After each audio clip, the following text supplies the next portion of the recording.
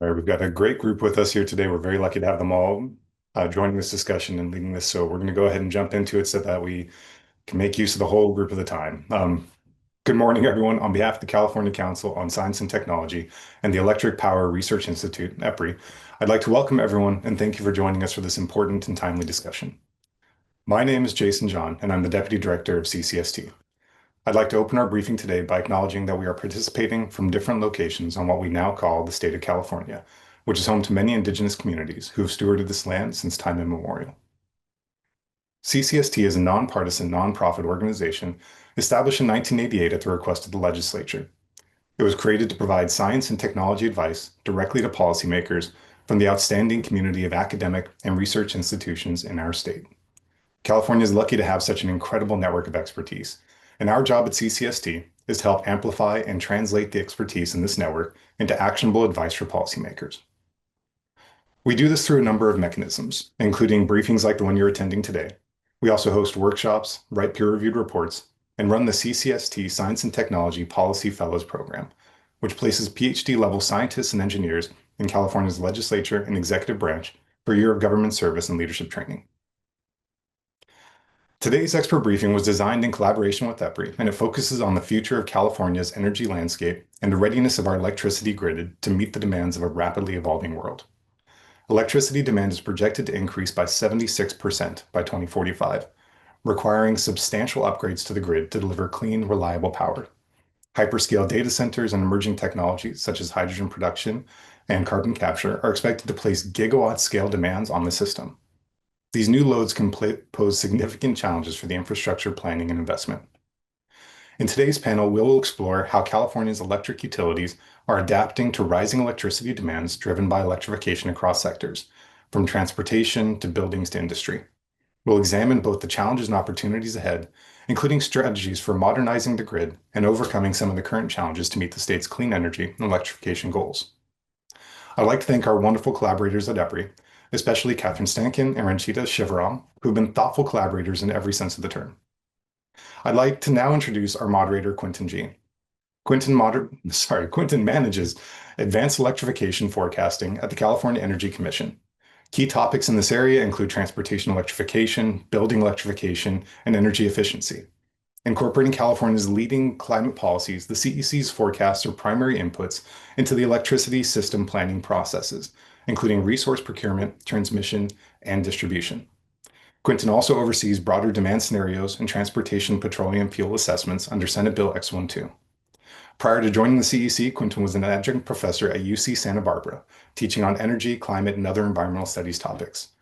Thank you for moderating this webinar, Quentin. Thanks, Jason. Good morning, everybody. Thank you for joining us for today's expert briefing on this topic that is central to California's energy future, basically preparing our electricity grid for the demands of a rapidly changing world. I'd like to thank CCST for convening this panel and for our experts for sharing their time and insights today. We're undergoing an historic energy system transformation. California's energy infrastructure, it's undergoing its most dramatic overhaul yet. This transition is essential to address climate change and modernize how we power homes, vehicles, industries, and digital infrastructure.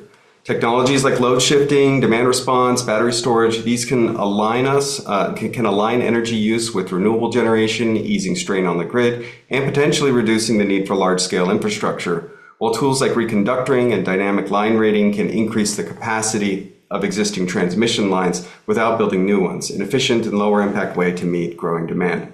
I'm excited to introduce this panel of experts who will discuss the challenges and opportunities facing California's electric utilities as they adapt to a large increase in electricity demand from electrification across multiple sectors.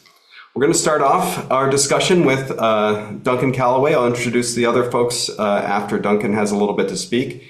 But Duncan is a professor of energy and resources at UC Berkeley with an affiliate appointment in the Electrical Engineering and Computer Science Department and a faculty scientist at Lawrence Berkeley National Laboratory. He's also the Energy and Resources Group's chair. Dr. Callaway worked in the energy industry and as a member of the research faculty at the University of Michigan before joining UC Berkeley. His teaching covers energy systems with a focus on the electrical grid and data science. His research group focuses on emerging energy technologies by quantifying their impacts on power system operations and developing control, optimization, and data analysis tools to facilitate their integration into power systems. Duncan, do you want to open up some of your thoughts on the emerging grid landscape? Sure, I'd be happy to. Thanks, Quentin, for setting things up.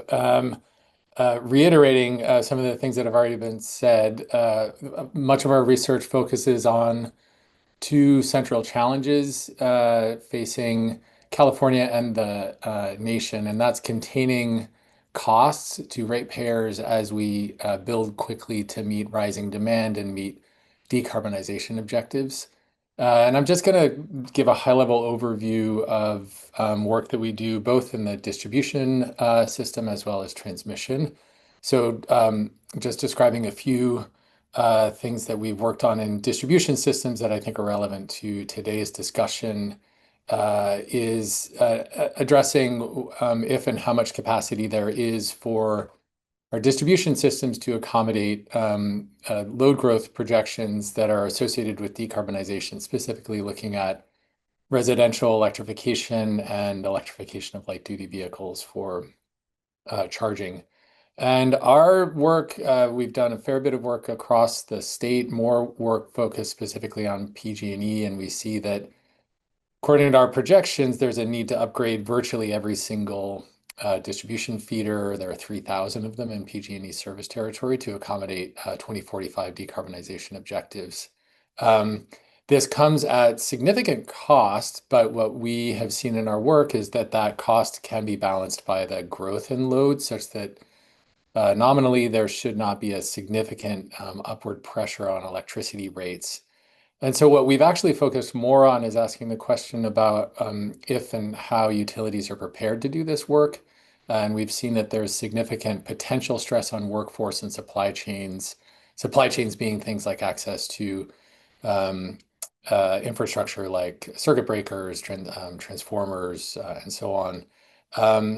And we see that there's an acceleration in the pace that work needs to happen, according to our projections, quite substantial beyond what has historically been done in terms of the pace that projects have happened.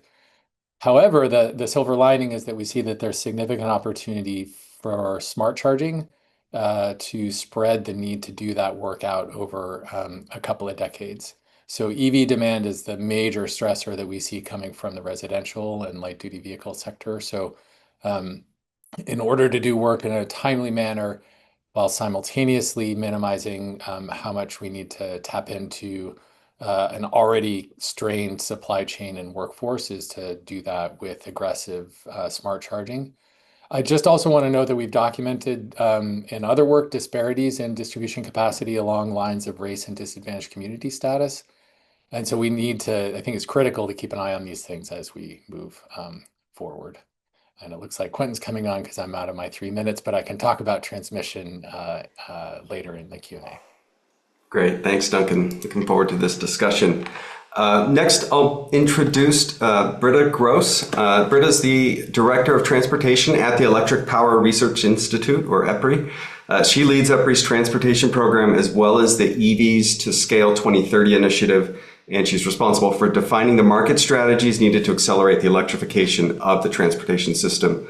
Britta is also Commissioner of Orlando's Electric and Water Utility, as well as the past Director of Advanced Vehicle Commercialization at General Motors. She has an electrical engineering degree from Louisiana State University and has received numerous industry awards for her work, and we'll keep it at that. Britta, do you want to maybe say a little bit more about your take on grid flexibility? Thank you. And enough said about me. I'm glad to be here, everybody, today. Yeah, let me talk a little bit about the market and readying the grid for electric vehicles, electrification of cars, buses, and trucks. From my perspective, and we do look nationally, there are 3,200 utilities in the United States, and they all have different processes, different tools, different websites, different regulators. Within California, of course, you have 5 majors and a lot of other smaller utilities. Again, different regulators. Sometimes it's a state regulator, sometimes it's a city council. So you have very different paradigms to work under. This complexity, imagine you're a fleet operator like an Amazon or a FedEx, and you've got to figure out how to deploy electric trucks across the country at your different distribution centers and work with the local utility and figuring out their program, the vocabulary, et cetera. So what's really challenging with the utility industry, of course, and you guys, you know all of this stuff, but planning and integrating new electrical loads on the grid is a multi-year process. It's been, it's taken 100 years to get where we are. A lot of those loads were just building loads, and buildings take a couple of years to build. Transportation is different. Those cars and trucks can be ordered in, this afternoon I can bring home a car. In 3 months I can get a whole fleet of Class 8 electric trucks. So we have a mismatch in timing that is really challenging for customers and utilities on the grid. Utilities struggle because there is uncertainty today in where and when the loads are coming to the grid, and that uncertainty prevents utilities and their bosses, the regulators, the city councils, et cetera, from being able to plan for these loads. The most important thing we can do for utilities is to drive confidence in where and when the loads are coming so that we can accelerate grid readiness and accelerate those interconnections on behalf of those customers with those loads. EPRI's done a couple things in this EVs to Scale initiative over the last 2 years. We have developed 4 important tools. We are very solution focused. What do we need to introduce into the market for customers and utilities to work better together to plan? 2 of those tools I want to talk about most today, eRoadmap and GridFast. eRoadmap is a public-facing tool. You can go Google it while we're sitting on the call today. eRoadmap that shares load forecasts, including real loads from Amazon and FedEx and enterprise rental cars. When or where are those loads coming across the country at exactly what feeder level? And then grid capacity from all the utilities. California's done a great job in this area. What is the capacity available on the grid today, and how do we serve those loads? The second tool is less public. It's publicly available to all folks with loads and utilities on the system, but it'll be private exchange of early information on when a site is now in the planning cycle, when 2 years ahead, 4 years ahead of time, what is that site going to look like? What's it going to have to provide for power, for charging cars, buses, and trucks? And how can we speed up those interconnections with earlier information? So glad to be here and looking forward to the Q&A. Great. Thank you, Britta. Next up is Gil Tall. Gil is a professor and director of the STEPS Plus Research Consortium and the Electric Vehicle Research Center at UC Davis. Dr. Tall is a leading expert on electric vehicle adoption, focusing on the EV market, travel and charging behavior, the energy sector, and supply chain dynamics. His research examines incentives and infrastructure in the global electric vehicle market, encompassing public transit and both light and heavy-duty vehicles. Dr. Tall has published over 200 articles, papers, reports, and books. He collaborates with policymakers and industry leaders worldwide, and his work has been featured in major media outlets. Gil, do you want to give your sense? EV landscape, load flexibility. Thank you, Quentin. Yeah, I'm glad to follow Duncan and Britta with a great starting point. Here at UC Davis for more than 20 years, we are trying to forecast the loads, who will buy EVs, how they will be used, when and where they need to be charged. And we see very similar results. There will be a lot of new loads. They are much more focused to specific locations than what we initially thought, both on the light duty and the heavy duty. But in the long run, there are great opportunities. We will have a better utilization of our grid. We will be able to lower the cost. What I'm mostly worried about is how do we get there? What we see in the light duty is that we have a very limited range for rate hikes.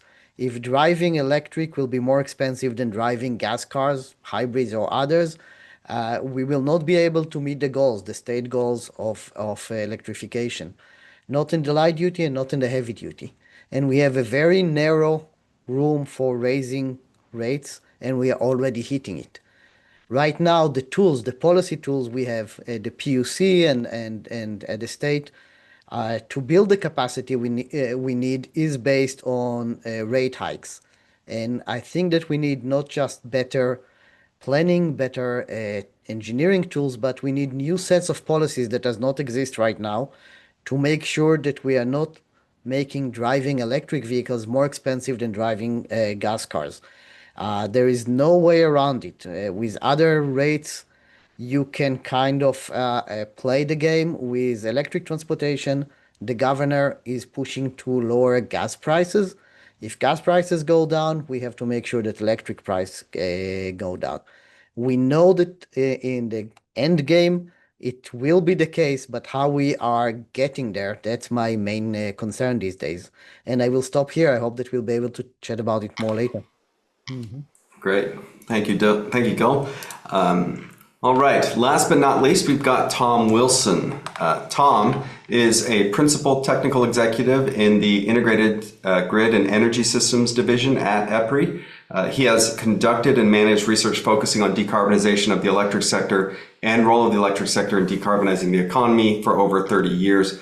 Dr. Wilson has served as the assistant director for electricity at the Office of Science and Technology Policy at the White House in 22 to 2023.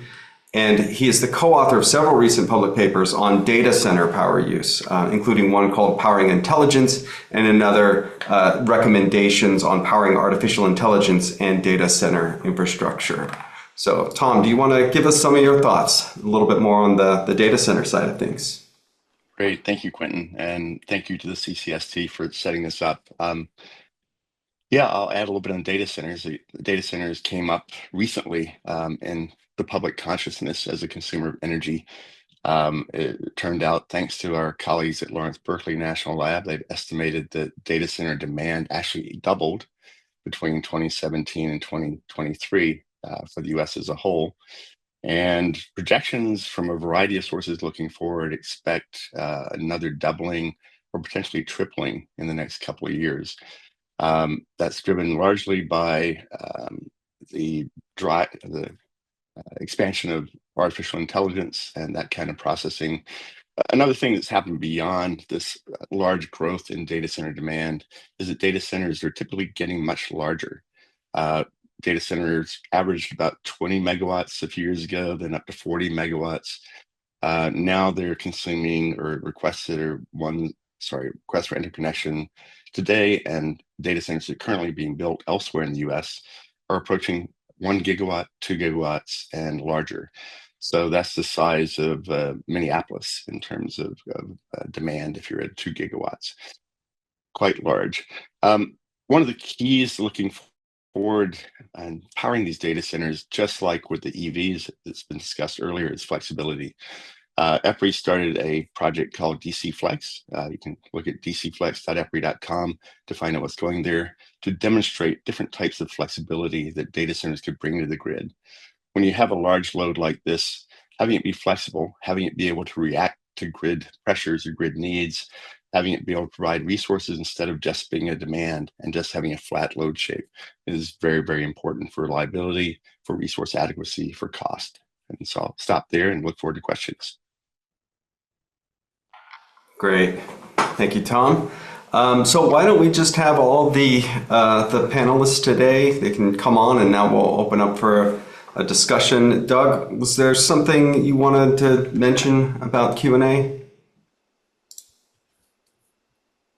Maybe not. I think there is a Q&A box. We will be fielding some questions from folks that are attending. We also got a question set here as well that we'll be working from. So why don't we just go ahead and get started.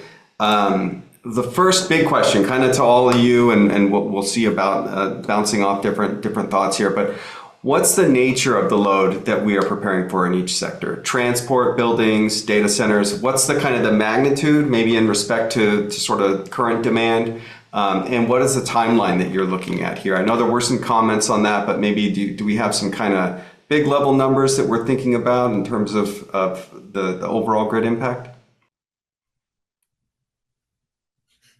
I mean, I can jump in and start off. I mean, the numbers that we're looking at EPRI in transportation, if all of transportation, cars, buses, and trucks, is electrified, we're talking about maybe 1,600 terawatt hours. And just in comparison, the grid today is, you guys can correct me, 4,000 to 4,500 terawatt hours.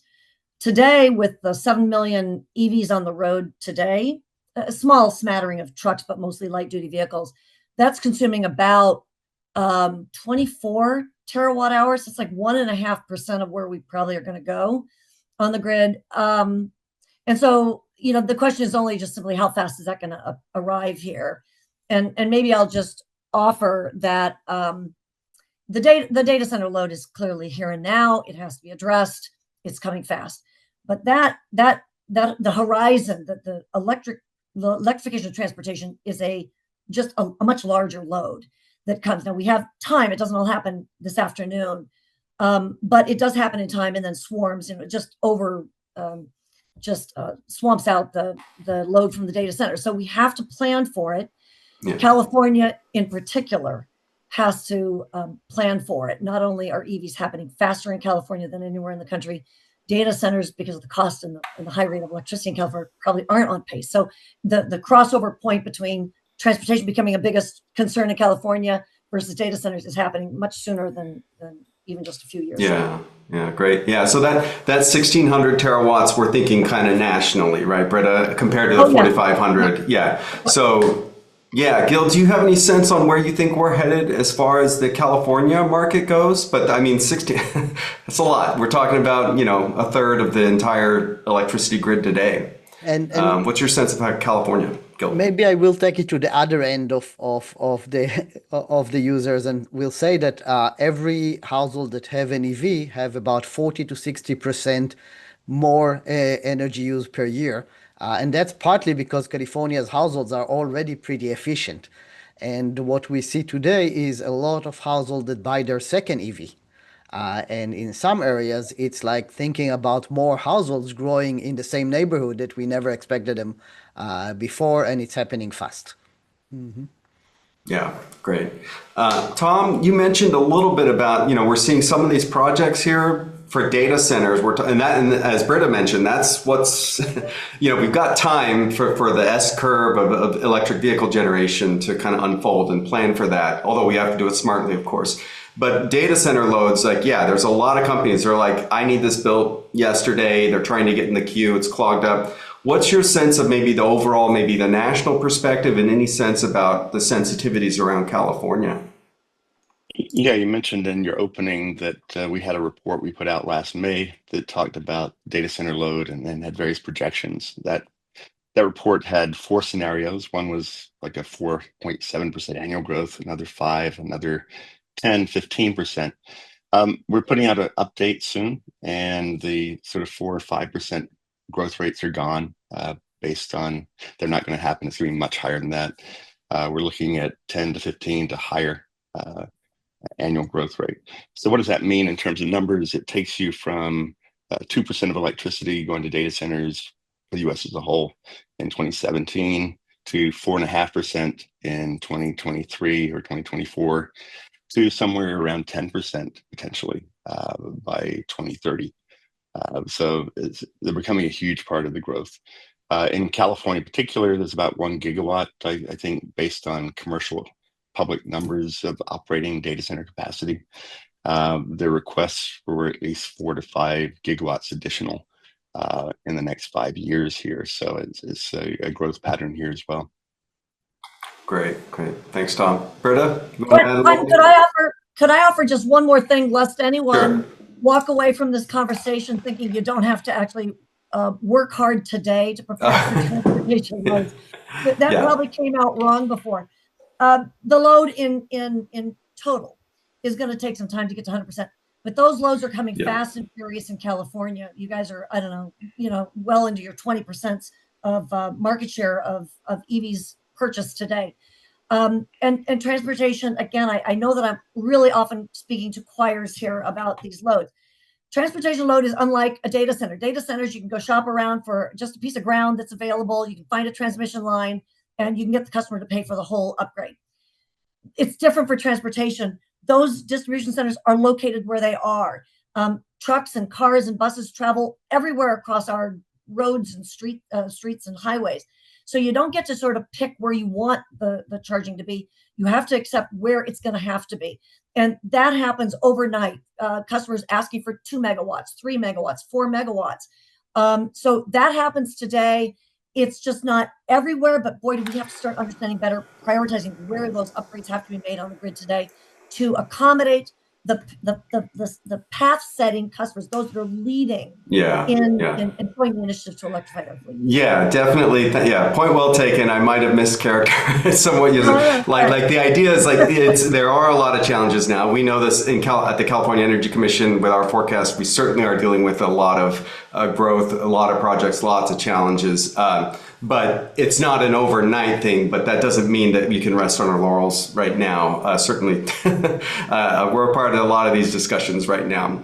In California, we are expecting on the order, in 2040, maybe 100 terawatt hours just for EVs, 100,000 gigawatt hours, which is what we think about a lot. And that is approximately, 1/3 of current demand today. So of the whole thing, that's everyone's air conditioners, TV, all that stuff. So definitely a big challenge for us to move forward into, but not overnight, but some headaches now, of course.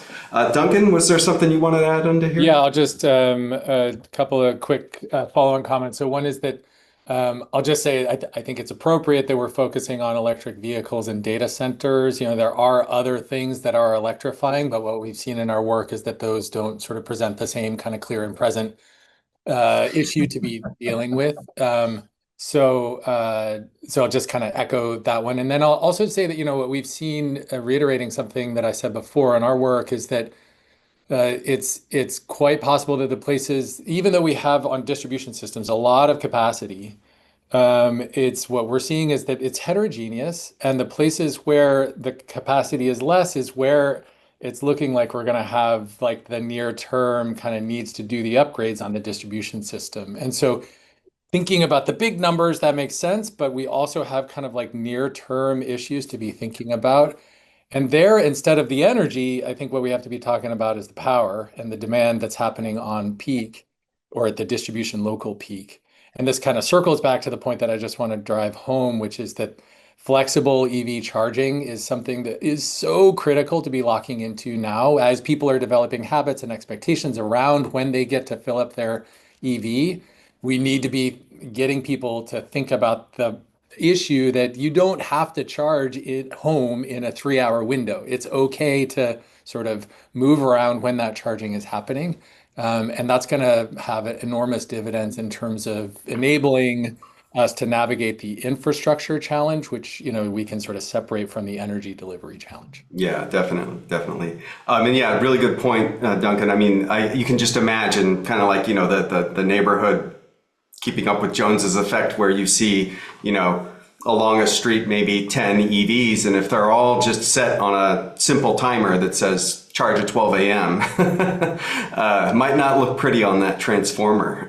So all the way down to that, just your local level, going further up the chain as well. But certainly that local level distribution is a challenge.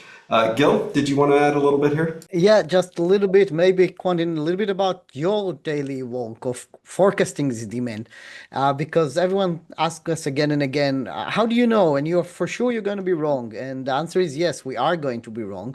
But the way to think about it is we're most likely going to be wrong about the timing. If the loads will not arrive in 2040 by 2044, we are exactly in the same boat, and we need to walk as fast as we can to get it, even if it will be 5 years earlier or later. It will happen. No one was expecting this current administration to do such a strong pushback, but I assume that the next administration will push the other direction, and we are wrong. We are wrong probably a few years back or forth, but that doesn't mean that the challenge is different. It's still there. Just kind of giving this background. Yeah, as the dictum goes, all forecasts are wrong. Some are useful. I don't know who said that, but I hear it a lot. They can't be useful. They're not perfect. We kind of have a rough sense of where we're going. These timing issues, definitely a challenge for us to think about.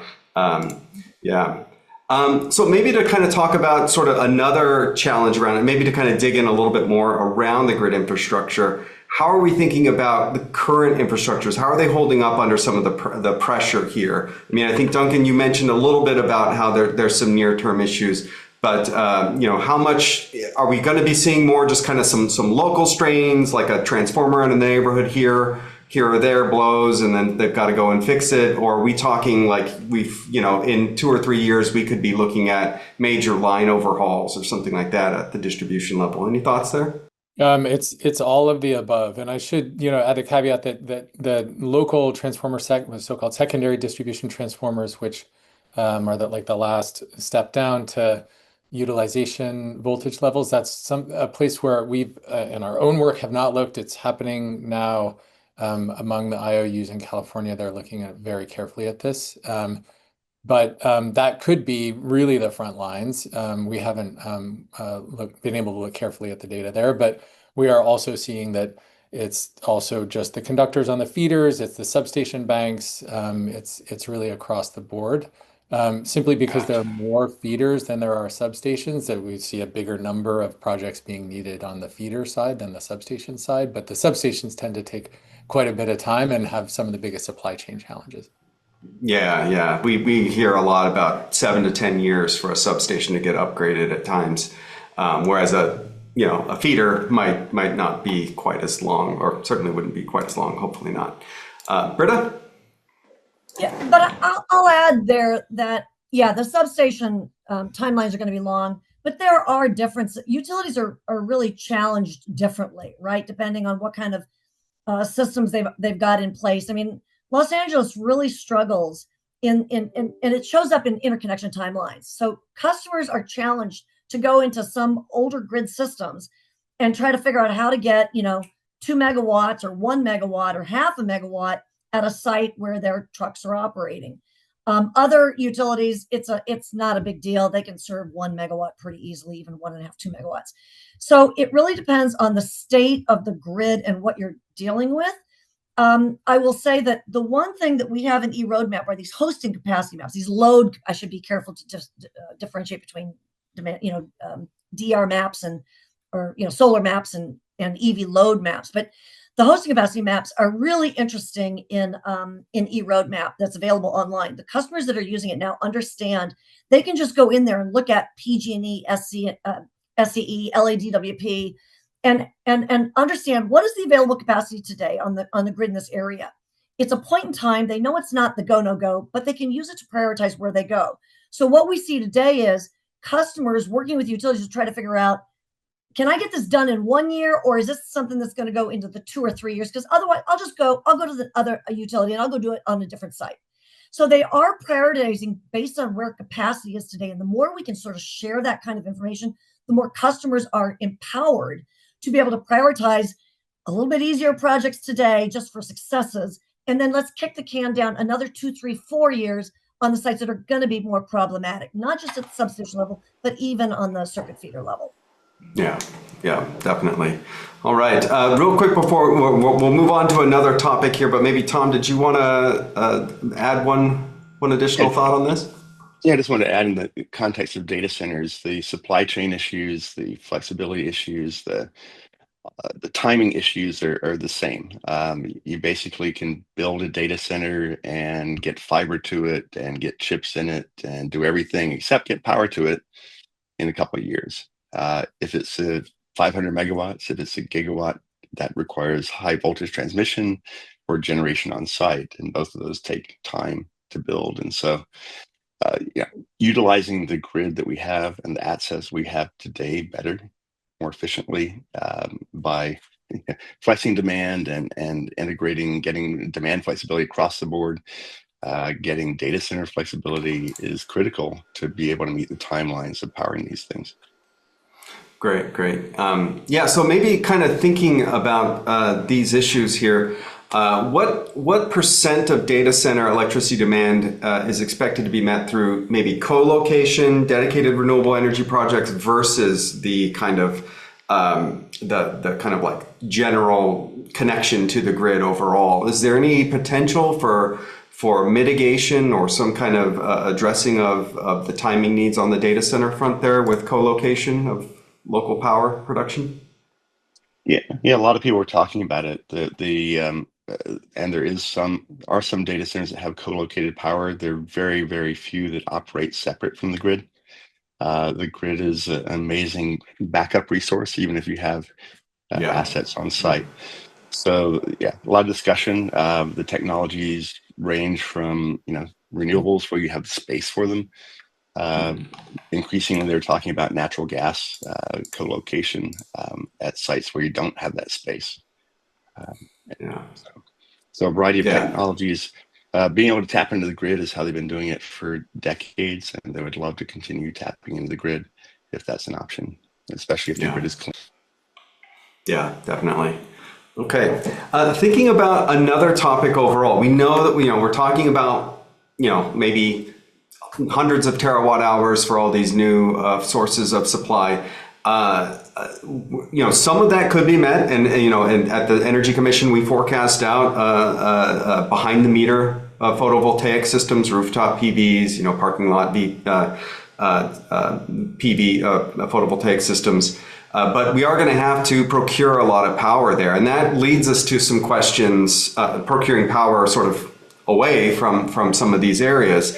That leads to a question that we have here about, how can this sort of build up, and this is from Clancy McConnell at UC Davis, how can this sort of sectoral growth and the energy demand from it, how can it avoid harming biodiversity, other natural resources? How can we avoid that when deploying new power resources? Maybe even thinking about transmission lines as well.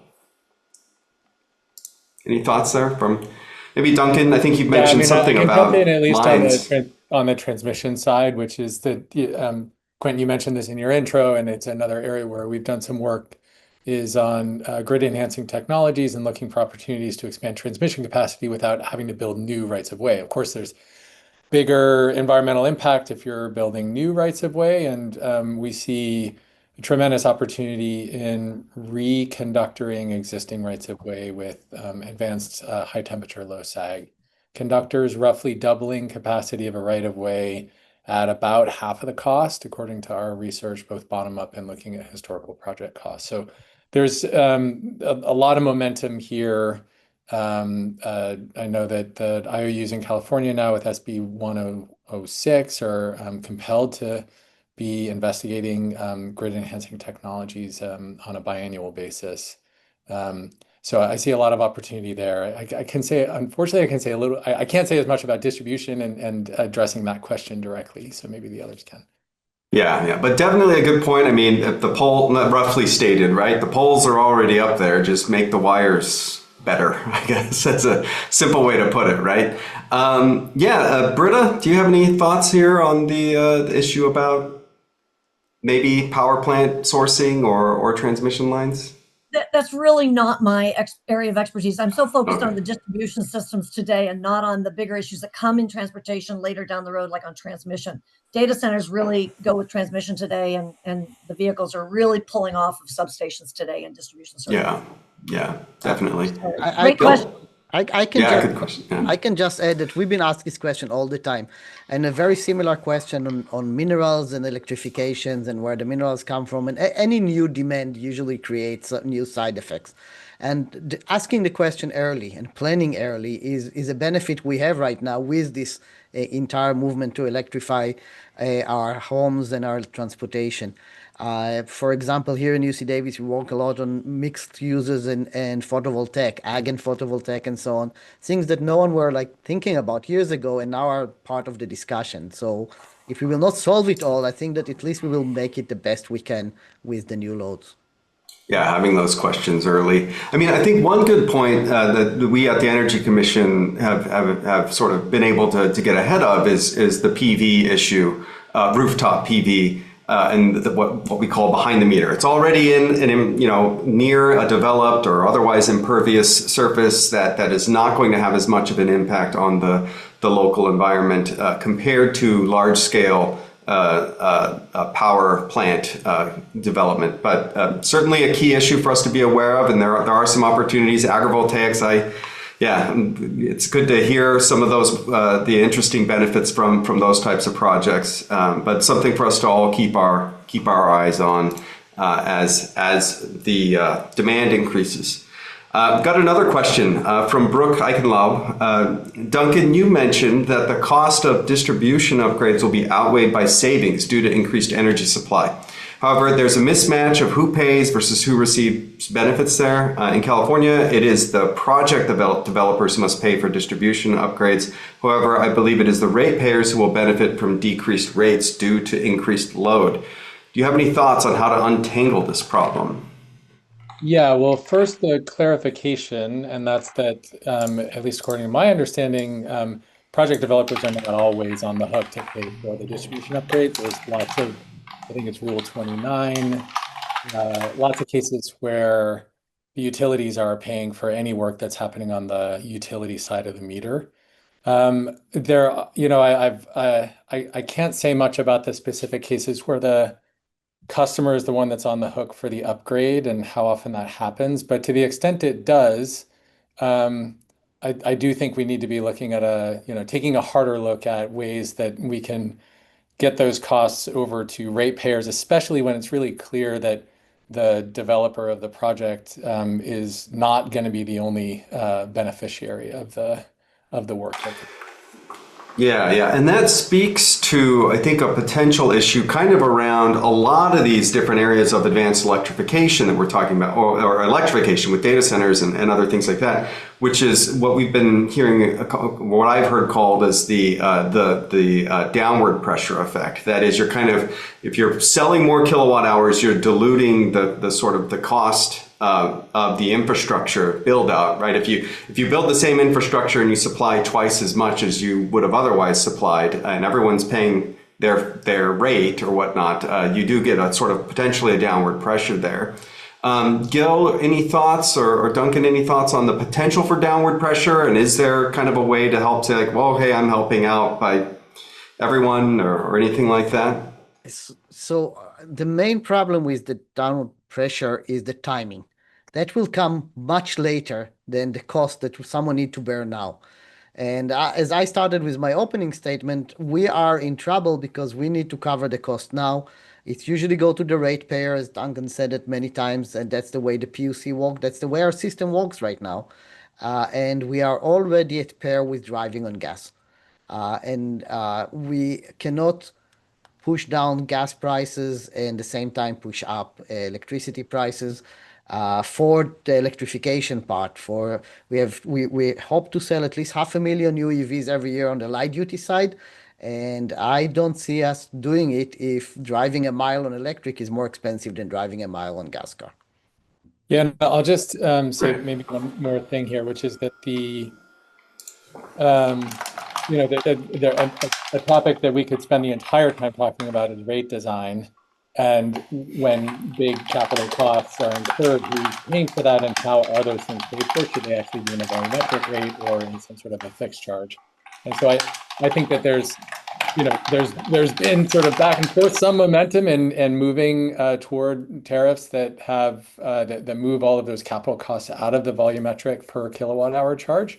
And I think if we can navigate those political wins of actually implementing something like that, the payoff in terms of enabling transportation electrification as well as residential, industrial, commercial electrification is really pretty tremendous.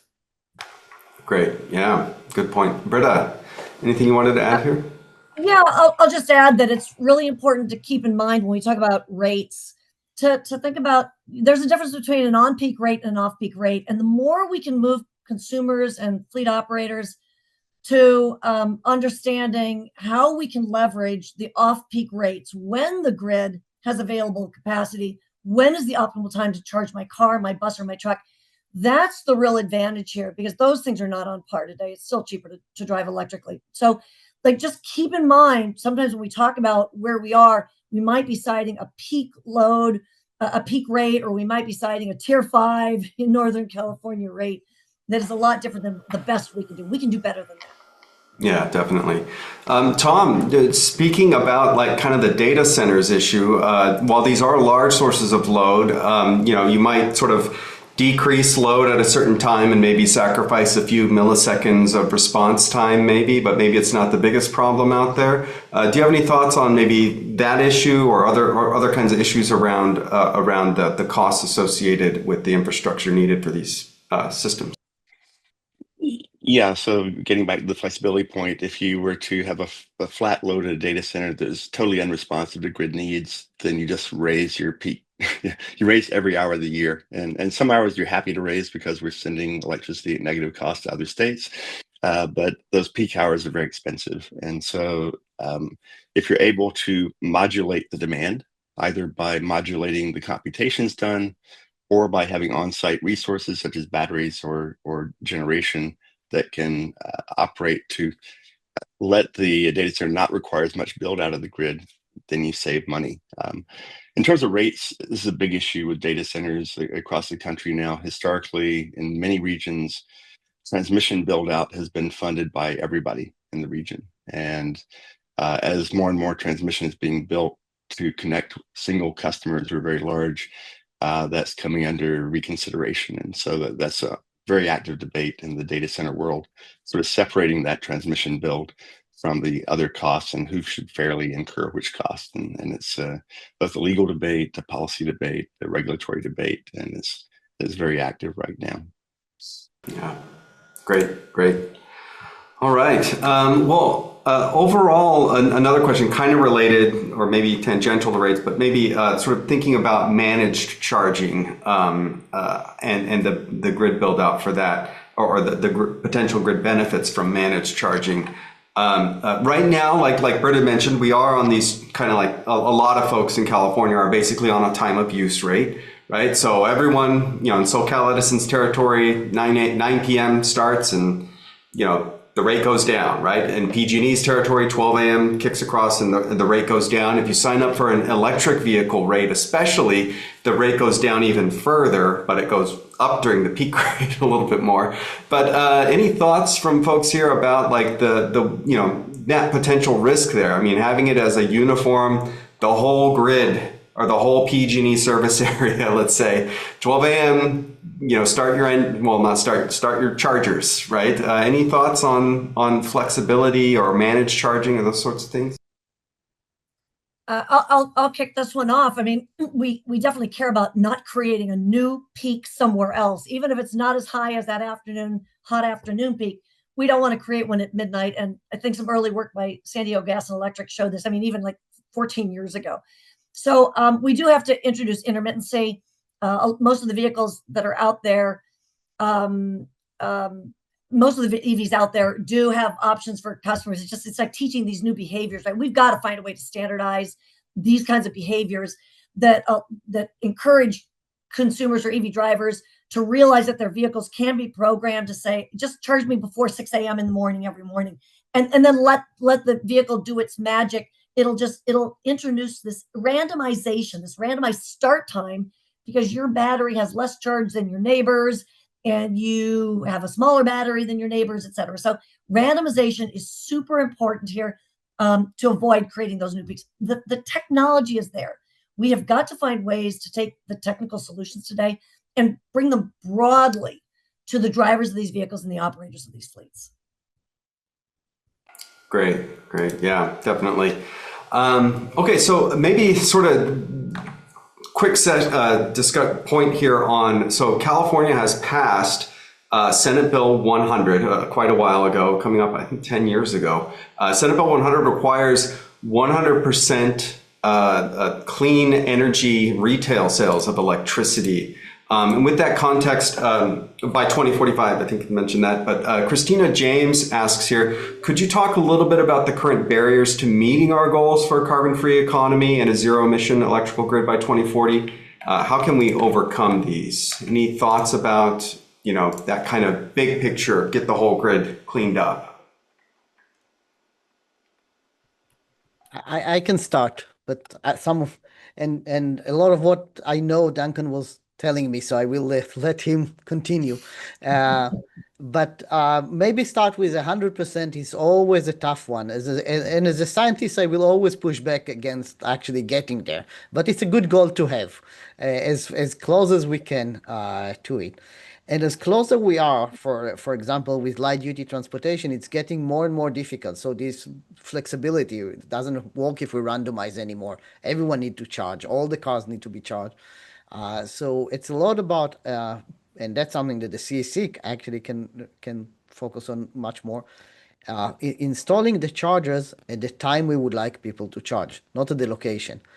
Putting much more effort on workplace chargers, on during the day charging when we have the access capacity, and pushing the loads by installing these chargers, these public chargers and workplace chargers in these places will help in shifting loads.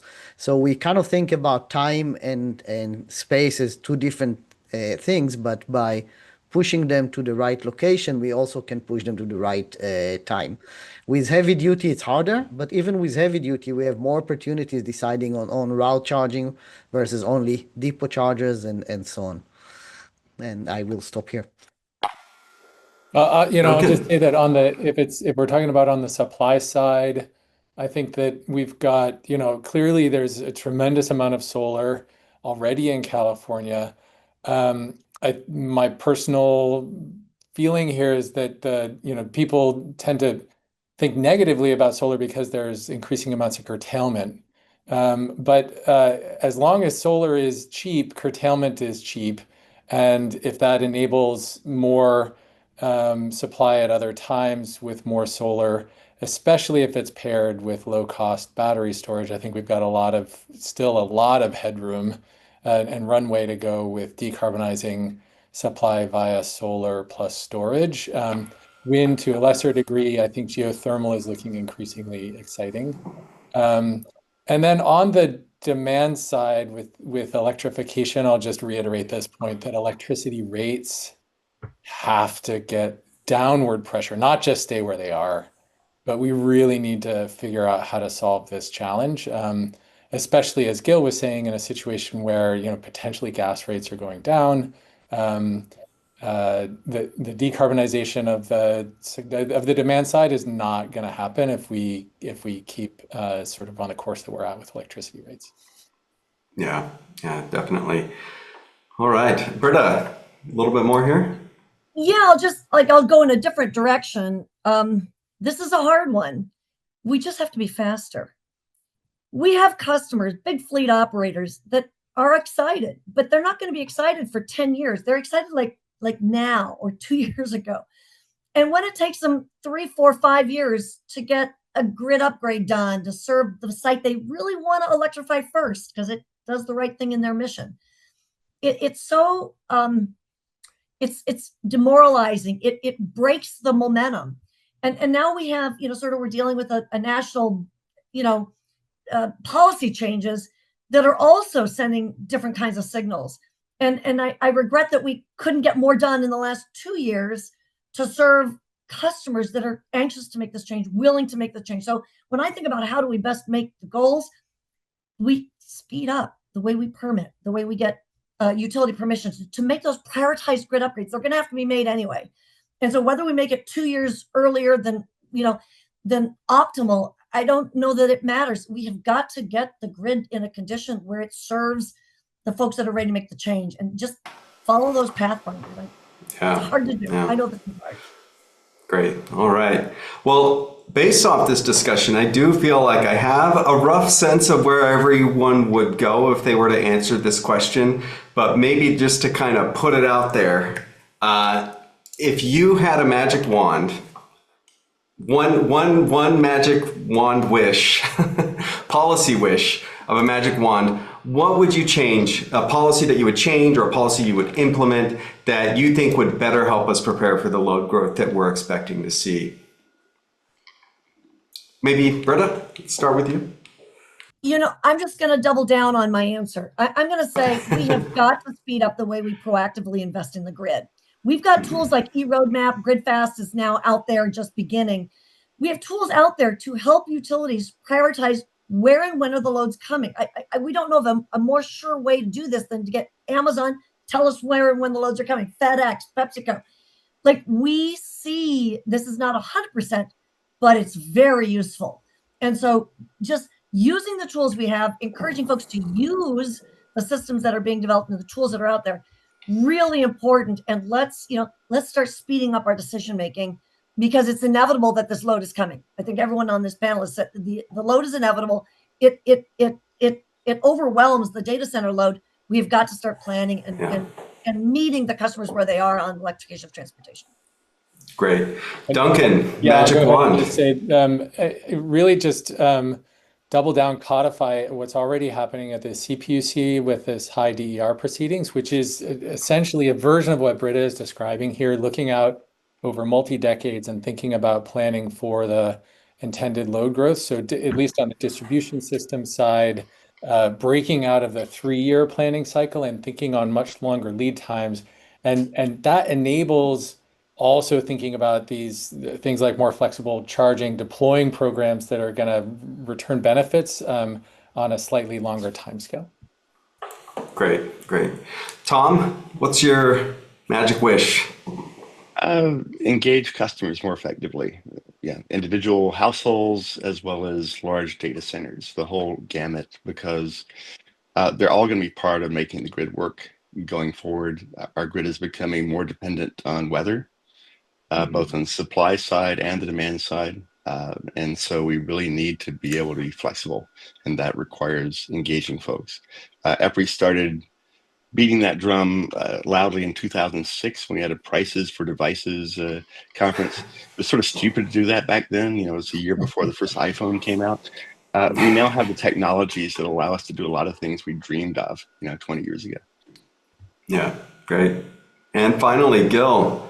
I will double down on what Duncan said, but said we need more tools that currently are not with the playbook of the PUC, of the CPUC, in order to bring private investment and public money to the upgrades we need.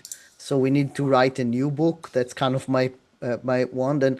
And currently the governor and others are saying we need to incentivize EVs. And I think we need to incentivize not buying EVs, but making driving EVs cheaper. So kind of combining this entire story into one story. Yeah, great, great. Okay, well, that about wraps it up for our discussion today. I'm going to go ahead and hand it back over to Jason John, and we'll wrap things up. Thanks, everybody. Well, thank you so much, Quentin, and thank you to all of our extraordinary panelists for the discussion today. I also want to thank the staff at CCST and at EPRI who made this possible, and a further thanks to all of you who joined us in the audience today, especially for sharing such thoughtful questions. If you would like to watch this briefing again or share it with a colleague, it'll be posted on our website soon. And I hope you keep an eye out for further extra briefings in the future coming from our team. And with that, I hope you all have a great afternoon and a week ahead. And thank you all so much for joining us today. Take care.